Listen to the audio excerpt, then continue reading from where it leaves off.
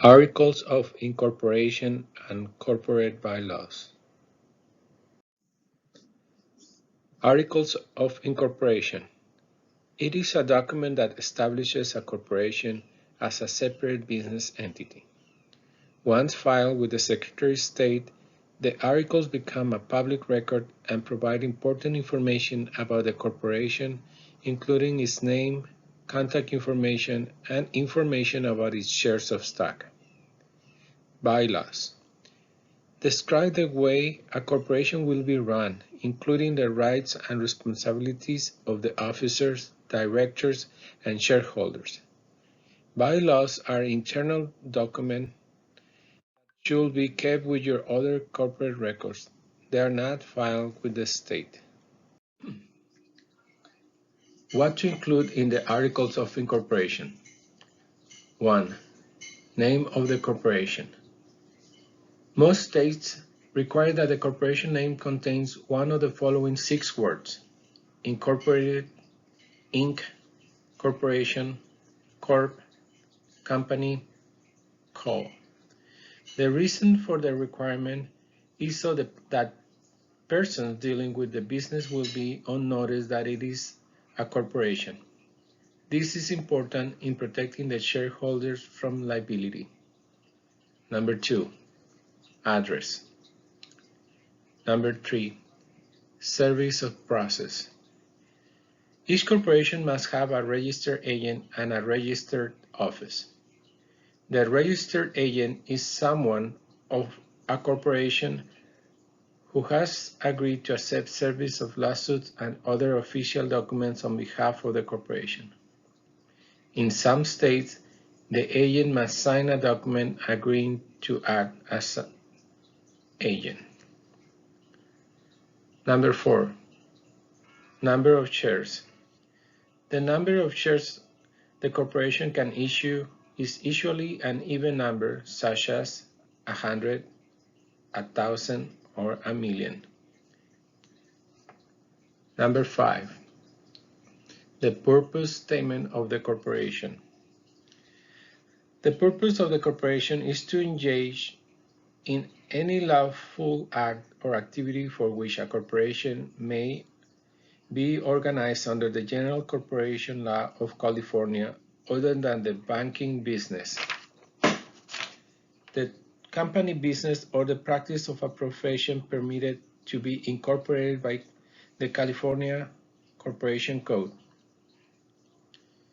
Number 6, the incorporation's name and signatures. The Articles of Incorporation must be signed by the incorporator and dated. The registered agent may be required to sign a statement accepting his or her duties as such. This is sometimes done as a separate form or sometimes on the same form of the articles.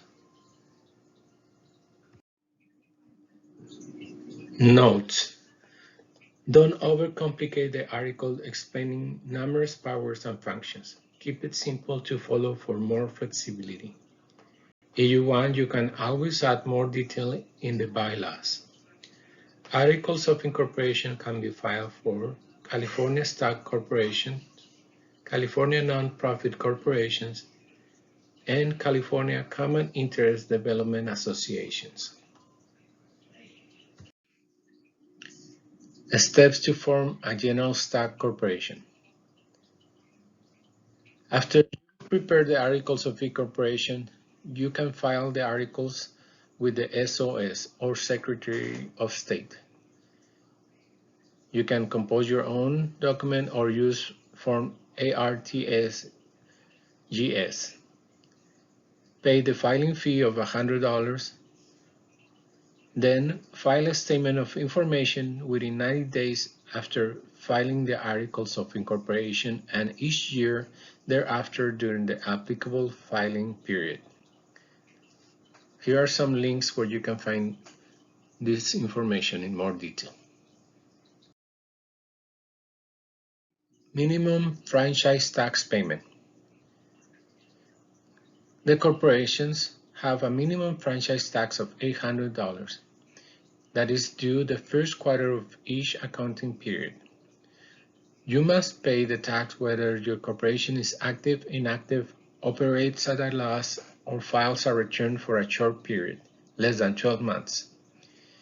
The Franchise Tax Board weighs the minimum tax on newly formed or qualified S-corporation filings and initial return for the first taxable year if both of the following are true.